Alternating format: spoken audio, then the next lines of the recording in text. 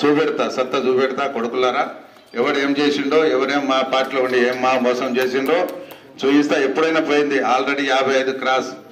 ఏం చేస్తాం రాబాయ్? అమెరికా మొన్ననే అమ్మాయిని పంపిస్తాం, అమ్మాయిని మ్యారేజ్ కూడా చేసి పడేద్దాం.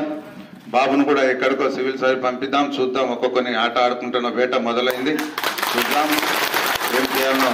నేను కూడా కేసీఆర్ గారు హాస్పిటల్లో ఉండి బుక్ చదువుతాండు, ఎలా చేయాలి, సినిమా ఏంటి కదా అని చెప్పేసి. శంకర్ నాయక్ కేసీఆర్ ఒకటే కార్తీలో పుట్టిండు బిడ్డ, ఆధార్యపడవద్దు, మనోళ్ళని నేను కాపాడుకునే సత్తా నాకు ఆ భగవంతుడు ఇచ్చిండు. గడ్డే లేదు, ఆపిటోడే లేదు, వాడే వనకాలే గసగస గసగస. అప్పుడు నాకు కొంచెం పరిధి ఉండేది. అప్పుడు ఎమ్మెల్యేగా కొద్దిగా అరే మనం అవకతవకలు చేస్తే మన అరే ఎమ్మెల్యేది ఇలా పవర్ ఉన్నదని చెప్పేసి చేస్తానని చెప్పేసి బాధపడ్డాం. ఇప్పుడు నన్ను ఆపేటోడు ఎవరు లేడు, ఆ శక్తి కూడా లేదు, ఆపే శక్తి కూడా నా కొడుక్కి లేదు. నేను చెప్తున్నా, ఎందుకంటే శంకర్ నాయక్ ఏందో వరంగల్ డిస్టిక్ లో అందరికీ తెలుసు.